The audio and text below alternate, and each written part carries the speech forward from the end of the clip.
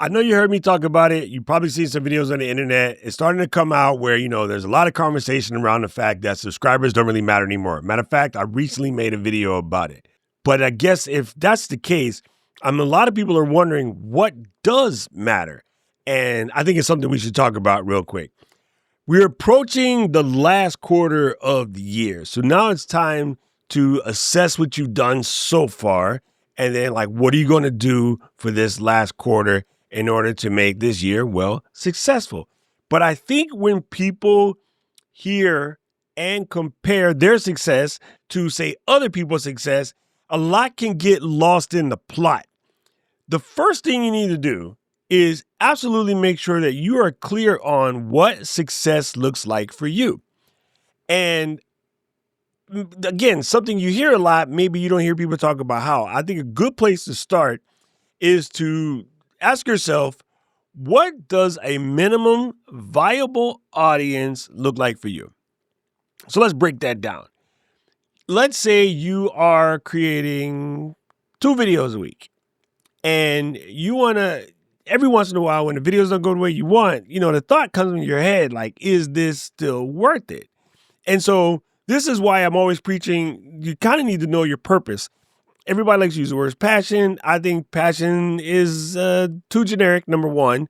Number two, people have many passions. And number three, passions fade. If you don't believe, ask your ex. That's your ex, right? Passions do fade. But when you have your purpose, you kind of this is what I'm here for. So I'm going to do this for life and, hook or crook. So I think when you know your purpose and you have that defined, then it's easier to keep going when it feels all weird, when it feels all slow. But even if you're only at the passion stage, you got to make sure that it's really yours and not what you think people want from you. And that can be challenging. That can be absolutely challenging. Some people create what they think people want from them, and then they get into it and they don't like it. And they're like, I don't want to make this anymore. And it's funny, a conversation just came up yesterday, was talking to nephew Mikey, and Mike wanted to know, he's doing gaming content. And he was like, I'm not really about this particular game anymore. I want to do a different game. And I'm like, well, you got to do the different game. And just explain to people why you're changing. And even the story of the pivot sometimes is good. People need to know. I'm not changing the channel completely, but you'll definitely hear me talking more and more about my mental health and about ADHD and how it's affecting me as an older creator, right? So it's not going to be a full pivot, but there'll definitely be more of that conversation because, that's my life. That's what's popping right now. So in a way, you have to decide, okay, if I'm making a video once a week, I need to have an audience of, say, 1,000 in order for me to feel like it's worth it. That might be your number. What you don't want to do is go out there and swing for, actually you should always swing for, but you don't want to be thinking that, you're going to get this 200,000 people audience. And then when they don't come, you feel let down. I probably would make the content that I'm making right now if my audience was still back at 1,000. My audience is not at 1,000, but I've been doing this for quite a long time. So the minute you can come up with what your minimal viable audience looks like, then you know what you need to strive for. And in the case of where you need that to be financially stable, you need to figure out, how many people do I need to get in to buy my product or use my services or whatever to make this thing a thing. And once you know that, it's easier to wrap your head around what's working and what's not working. And the other thing that I want to add to this, it probably should be a separate video, but it's in my brain and I got to let it out. I think it's extremely important to stop trying to fix everything at one time. I think a lot of us get inundated with trying to fix every single thing, like speaking English. I want my lighting to be better. I want my camera to be better. I want my mic to be better. I want my thumbnails to be better. I want my speaking on camera to be better. I want my audience to grow. I want my YouTube channel to be better. I want my Instagram to be better. I want my TikTok to be better. I want my LinkedIn to be better. No.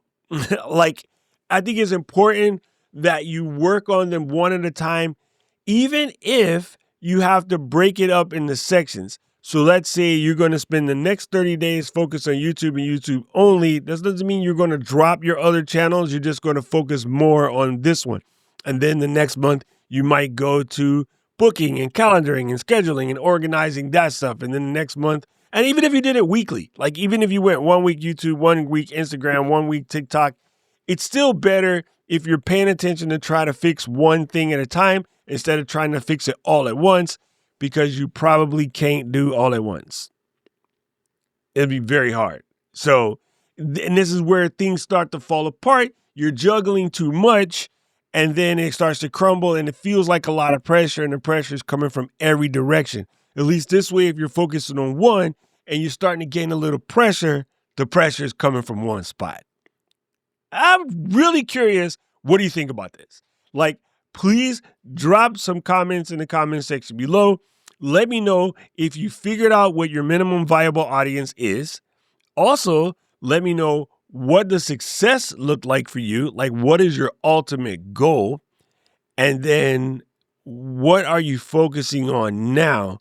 And do you think it's time to focus on one thing at a time until you get it nailed? Or do you still want to juggle? It's up to you. I'm just here giving you the way I see it, because I have been the person trying to juggle 50 things at one time, and it doesn't work for me. You might be cooler than me, like Michael Posner. Anyway, I don't know who needs to hear this, but if it was you, let me know in the comment section below. If you like this video, press the like button, press the subscribe button, ring the notification bell. And right about now, the algorithm is going to show you another video that I think you should watch, and I agree with him. I need to know everything, who and the what and the where, I need everything. Trust me, I hear what you're saying, but act like it's new what you're telling me. I'm curious, George, I hop in the Porsche, it's 5 and a horse, I'm ready for war, I'm coming for throats, to turn to a ghost, I need to know everything. Now you be surprised at the info you get is by letting them talk, so I'm letting them talk. Gotta keep quiet, maneuver in silence to let them in talk.